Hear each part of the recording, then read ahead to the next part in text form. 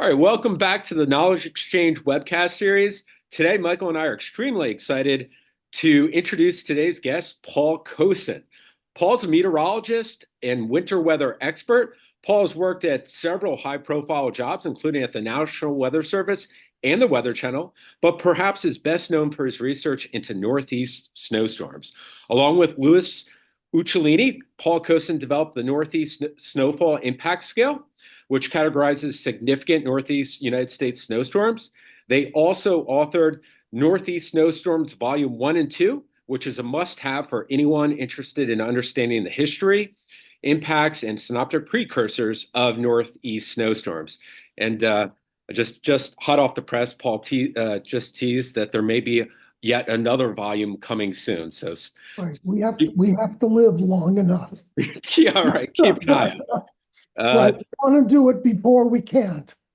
Well, everyone wants it soon, so it'll be We'll try. We'll try. win-win.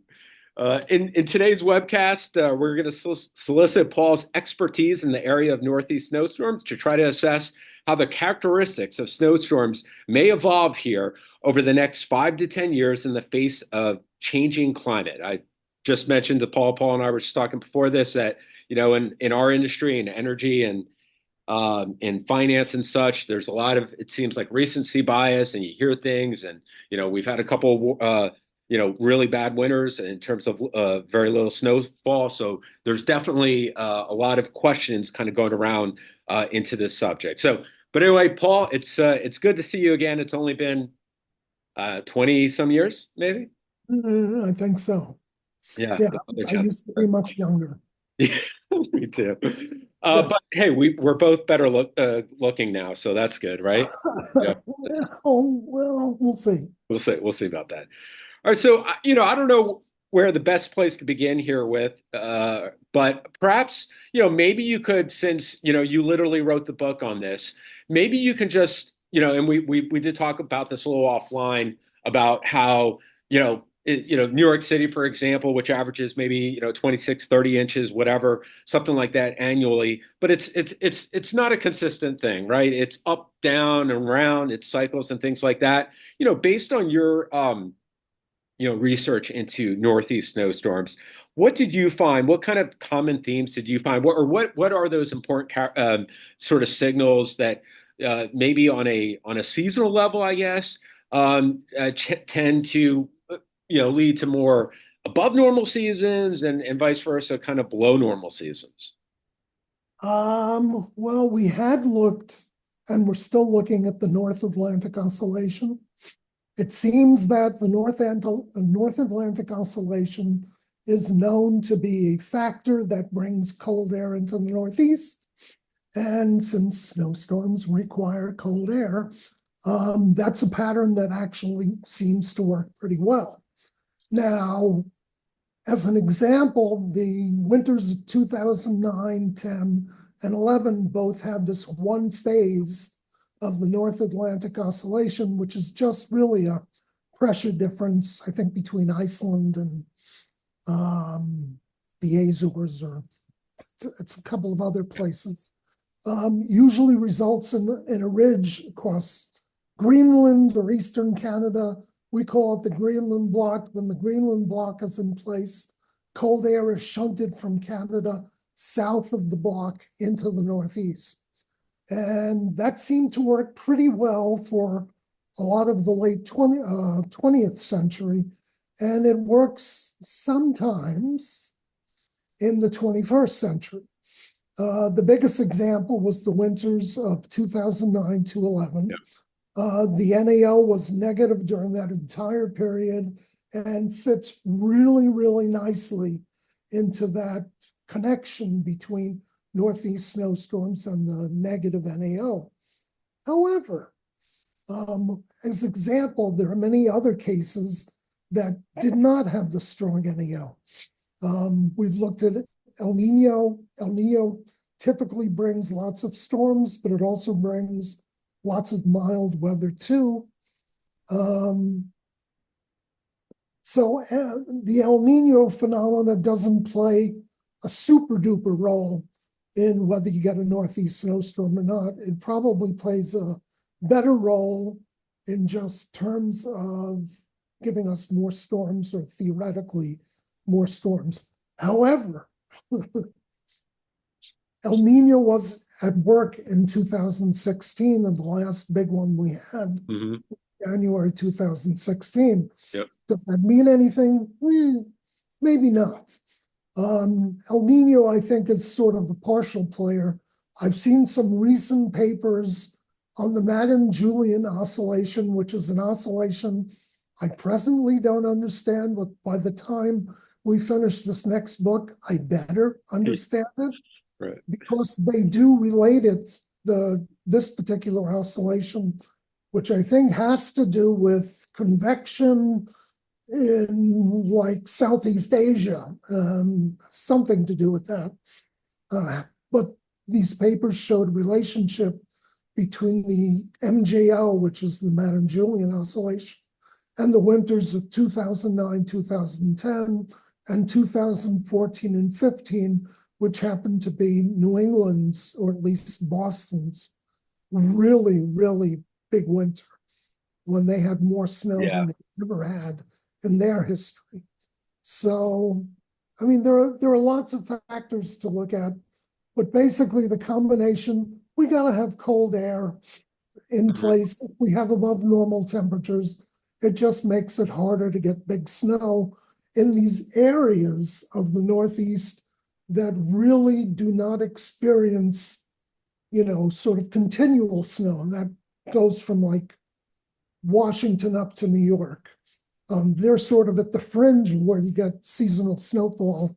That's at the margins. Once you go inland, they're going to be colder no matter what. So their seasonal snowfall is likely to be higher no matter what.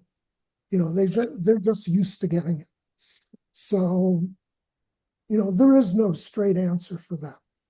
Let me pick your brain about, you were talking about, in some periods the NAO worked, the relationships seem to be pretty strong. And so cold air important. Have you, historically, has there been any research into like the frequency of storms, moving through the Northeast region, regardless of rain or snow, like just the frequency of X-strength storms? And has that, and if you've looked into that, is that also very erratic? In other words, we know the snow, one year you'll have 5 inches in New York City, the next year you'll have 50 or something like that. But is there also sort of an erratic kind of behavior too, and just in terms of the frequency of, say, significant nor'easter snow or rain on an annual basis? And are there Yeah, we haven't really looked into that, but Okay. there definitely is, some years there's lots of them, other years there's just a few. And of course, like during the last couple of winters, were there any? Yeah. What we had was kind of small. I think in DC we had 1 6-inch snow, whoopee. But as far as northeasters go, I mentioned the El Nino. There happened to be an El Nino that worked sort of exactly how you'd expect an El Nino to work, which supposedly sends all this moisture across the southern United States. That occurred during the winter of 1982, 1983. And we had rainstorm after rainstorm after rainstorm. And then the one time it was cold, we had this great snowstorm in February of 1983. So, yeah, I think having more nor'easters increases your odds that one of them, or more than one of them, is likely to give you some snow. But we haven't really done that kind of research. Okay. Oh, maybe that'll be in your new book, right? Yeah. No, you hear, with climate change and such, you do hear about, some of the studies showing that, and maybe this is more in the tropical or subtropical areas, but the storms are going to carry more, or produce more rain and rainfall and things like that. So I was just curious to Yeah, how much of that of a factor, like, hey, stronger storms or more frequent storms or something like that. Right, I think the thinking is there are going to be more storms, more frequent storms, but they're more likely to be rainstorms because it's going to be warmer. Right. However, um, this is just sort of postulating. Well, if those storms are going to be snowstorms, chances are they could be carrying more snow. So Hmm. we might be seeing bigger snowstorms, just perhaps not as many. Right. And, And and we may already be seeing that.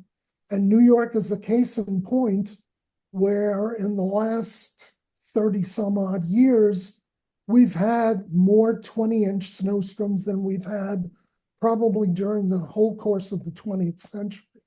right. Right. So Yeah. Yeah. I we mean, might we might be seeing that already.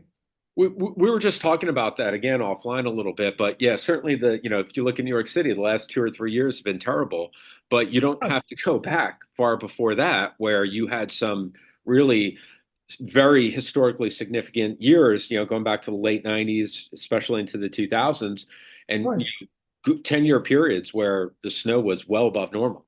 right. It's a matter of fact, I mentioned this before, for New York, the NC, the National Climate, Environmental and Information, whatever it's called, NCEI computes Hmm. snowfall averages every 30-year periods. The last one was from 1990 to 2010. Hmm. Is that right? Yeah, that's right. Um, the averages for New York is actually the highest since like the 1960, and in Boston, it was the highest on record. Um, so, I mean,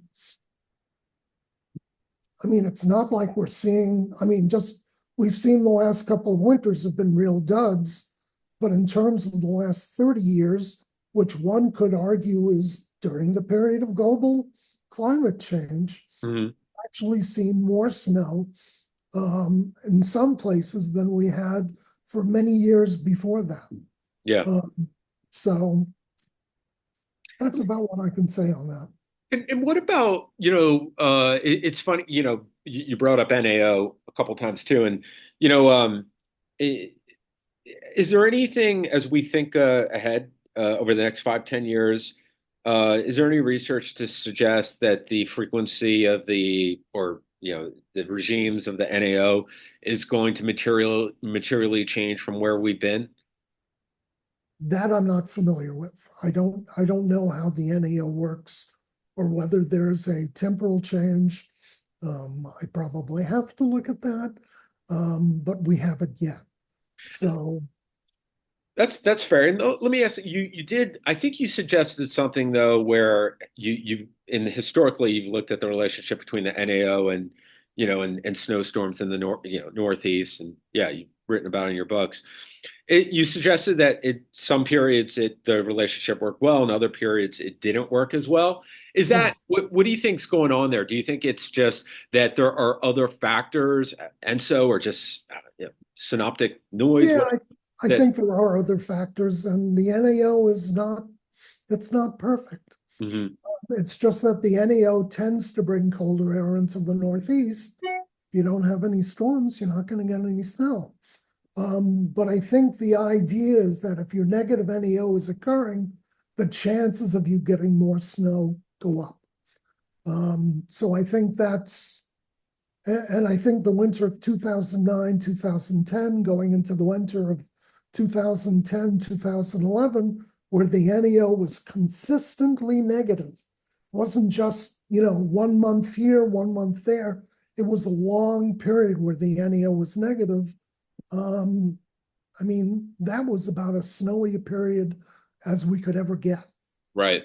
And, a lot of records were set. Washington, Baltimore, Philadelphia, they had their biggest snowfall, seasonal snowfall. They had some of their biggest storms. New York had their biggest storm. I don't think it was a negative NEO, but I do think it was an ENSO period back in January of 2016. But New York did quite fine, like back in February Yep. 2010. New York missed out on one storm that hit Philadelphia down to Washington, but they made up for it with a storm late in the month that dumped 20 inches of snow. Right. So, and I don't want to put words in your mouth, but some of the things you mentioned here, the potential, especially as we look forward over the next, 5, 10 years, yes, it's possible that we get more intense storms, with the warmer climate and things like that, warmer Atlantic SSTs. But of course, we also have, warmer temperatures to go along with that. So, would Sure. you surmise that it could be that we could see just more erratic seasons and behavior in terms of, having, yes, a couple seasons where you're going to have 2 inches, 5 inches, 10 inches. But when things line up, when you have, even if it's less frequent that you're not having 5 out of 10 years being below normal anymore, but you're only having, 2 or 3 years of Right. temperature below normal in a 10-year period or whatever it is, during those years that we could see these still like significant snowstorms that you just alluded Yeah, to. I think that's very possible. A matter of fact, just without knowing a lot of data and research, it just makes sense. What they're talking about, with more moisture available, warmer temperatures, it doesn't mean we've hit the tipping point yet where it's just too warm for the big snowstorms. I just think, yeah, there might be fewer of them, but they also might be bigger. Right. And bigger is always good for Yeah. us storm lovers. That's what we want. It's just that we don't want to wait 10 years for them. That's why it's better. I live in Washington, D.C. It's not a great place for big snow, but happens on occasion, but we haven't had one since 2016. I'd rather be in Boston, which has them with greater frequency. They haven't had one in 2 years. Right. Right. Yeah. The last two, three, yeah, New York City here too. Yeah. The last 3 years have been abysmal. I guess you Right, could, but we did get a big storm, I think, back in 2021. yeah. Had like 17 inches. Yeah. We didn't get that. Yeah. Yeah. Yeah. So Yeah. We're a little bit more fortunate up here, but not you are. much. No, well, it matters. It Yeah. does matter. Um, New York is still very capable of getting the big snow. And I think you will. It just be patient. Right. You have Right. to be really patient. Yeah. 'Cause we don't know if we're in for we just had two really bad winters. Does that mean we'll get two more? I think looking back, like the late 1920s, early 30s will just happen to be a period where seasonal snowfall was very low. Yeah. So it isn't just a 21st century thing. Just the patterns are very erratic. And, sometimes they happen. Right. This isn't Yeah. anything new. I mean, I was looking too, and even into the 70s and 80s. I mean, the 60s were, a good decade, but Okay, but the 70s, 80s 80s, were terrible. yeah, really into the mid 90s, really into, we finally broke out of that, I think, in the mid 90s, of course. The Any- late 70s. yeah, yeah, right, right. But in general, the snowfall, like in the area, like if you look at some of those averages, we did have, you know, it was a lower period. It was generally a lower period Right. until Matter of fact, because I grew up in the 60s on Long Island, Mhm. I kept seeing big snowstorms all the time. And as a kid, I just thought, oh, we always have a big snowstorm like every year. Little did I know that actually we were living through a period that just happened to be one of the snowiest periods of the 20th century. Right. So, I got into meteorology perhaps for the wrong reason. Good time then. It was a good time. Yeah. So the we were just so we were talking about the NAO and so MJO. Are there, looking ahead, I guess the next 5, 10 years, are there any other factors that you can think of that may have an influence on the snow patterns in the Northeast? Right now, I have to say I don't know. I really don't. So, um, there are a lot of other people that have been working on all these climate indices. And, it just seems like the ENSO and NAO, MGO just seem to be the largest drivers of the climate circulation. As Right, far as other things, I'm not familiar with them. right. And you talked about already. We talked about the Atlantic SSTs. It, let me just. Did you have you how have you looked? I mean, when just even historically, is that sort of a based on your research into the big storms and the big seasons with storms? Did the Atlantic SSTs, whether it be above normal, below normal, seem to play a significant factor, or was it more secondary based on your either research or gut feel? Sort of ironically, we really didn't look into that. I mean, we didn't look specifically into Atlantic SSTs. Um, could there be a relationship? Yeah, there could be. But it just hadn't been a topic of our research. Right. So um, since there's a lot of people out there doing research, my guess is it probably doesn't have, or it didn't have that much of a relationship as more as, were we getting more storms or not? Yeah. Okay. And let me on that same front, let me ask you one more question, and I'm going to be uh I hope this is not a significant factor because it would not be good for snow. But when the climate scientists talk about the global changes in sort of temperatures, they normally allude to the fact that the high latitudes are warming at a faster rate than the lower latitudes and such. And again, maybe this is at a scale that's too big and it's not as impactful for things like a Northeast snowstorm. But just trying to remember back to my college classes and in determining jet stream dynamics and such, and you want that stronger gradient right between cold and warm to help facilitate the storms and things like that. So if we continue to go down this road where the higher latitudes are warming at a much greater rate than the lower latitudes, at some point, uh, could would that be linked to not just in the Northeast, I guess more hypothetically, just in the extratropics in general? Would that be linked to potentially a weakening of extratropical storm systems, or is that, or are there other factors that would just sort of trump Well, or overwhelm it? one thing I've recognized is when we were growing up, getting below zero temperatures or near zero temperatures was sort of a common thing each winter. And it just seems in the last 20 years or so, it's very hard to get very cold anymore. Yeah, yeah, Um, it just, there aren't as many really cold outbreaks as there used to be.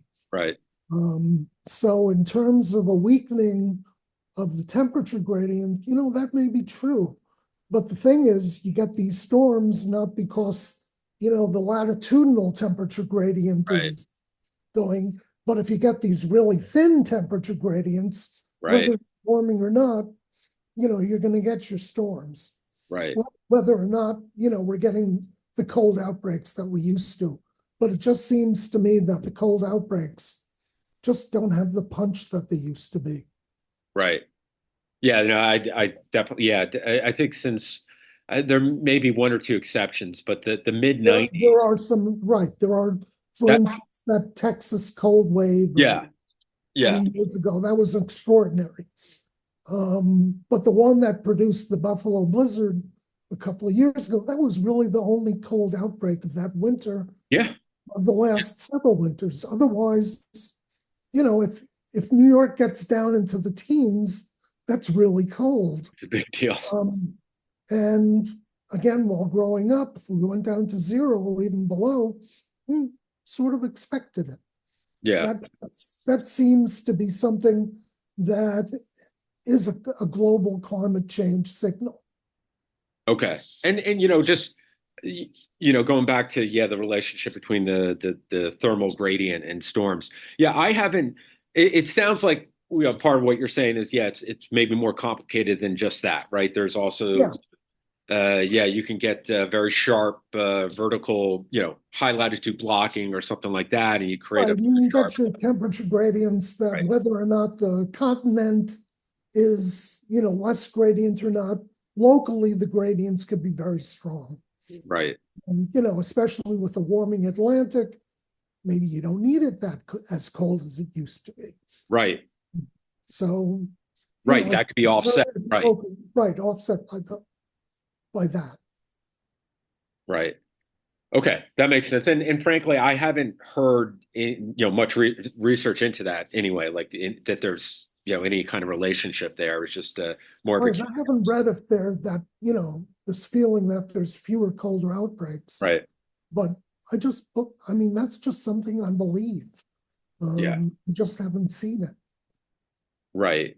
Yeah. That's interesting too. It's when we think about cold outbreaks in the Northeast, is it certainly it feels like, and I think it is, that the cold outbreaks that come down are weaker, right? As a general rule, they're just not as strong as they were, back. Less frequent.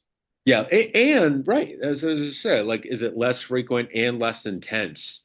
Uh, Yeah, if it is less frequent, if it's then that could play back into sort of what we're talking about here today with the frequency of snowstorms. I would imagine if you have less, Alberta clippers, less, troughs that are moving across the eastern United States, if it goes down by 20% every, on an average basis of well, 30. I still think, in terms of like you mentioned Alberta clippers, I think just because the Arctic might be warming doesn't mean that there are fewer Alberta clippers or systems that are coming. They're just not coming with the ferocity that perhaps they used to. But again, if they're interacting with a warmer Atlantic, maybe it doesn't matter. You're Yeah, still going to get very significant storms. yeah, yeah. Explosive cyclogenesis. Yeah, I think Right. that's an interesting point. It's an interesting area of research for sure. All right, so let's see. I think those are most of the questions I had, but I think it might be helpful just to kind of wrap it up, if you don't mind, because I think we went through a lot here. And so, if you had to summarize sort of your thoughts in terms of, for all of folks here in the Northeast who are interested in Northeast snowstorms, kind of your expert opinion in terms of what kind of what you would expect in terms of the characteristics of storms next 5, 10 years. How would you summarize that, Paul? I'd say I'm still an optimist, though the last two winters do give you pause. Has the tipping point been reached? My guess is no. Again, we talked about the frequency of these storms may in fact be decreasing, but the storms themselves may actually be more potent than they had been. So, there's a chance there'd be fewer storms, but they might be bigger. That's unproven, but we'll see. I guess that's probably the best summary I can give. So if this next winter's a bust, I'm going to need to move. Move to Newfoundland, I guess. I know. I know. No, that's I feel the same way. But all right, so and I think we talked about this. So we're going to do this again in another 5 or 10 years, and Okay. yeah, we'll check in and see what kind of where we're at and figure out if we need to move or if there's still hope here for some good storms. Again, I'll just say I think there's still hope. Yeah. Okay, well that makes me feel. I mean, before you know it, we're going to be going into the next winter season. It's already July, so and Right. everyone's going to be talking about it. So I hope that's right. I hope personally, I hope it's right. I So hope a lot of what we're seeing out there is more recency bias. That tends to happen a lot in the industry. yes. You get a couple bad years and all hope is lost. Right, you just think that's the end of it. And Yep. no, I don't think it works like that. All right. We're going to leave it there. We're going to leave it on an optimistic note. So thank you again, Paul, so much for joining us today here with the Knowledge Exchange webcast. And yeah, hopefully I'll see you again before the next 20 years goes by. If I'm still around, All I'll right. do my best. Take care, everyone. You Thank too. you very Thanks a much. lot, Dave. Bye-bye. Bye-bye.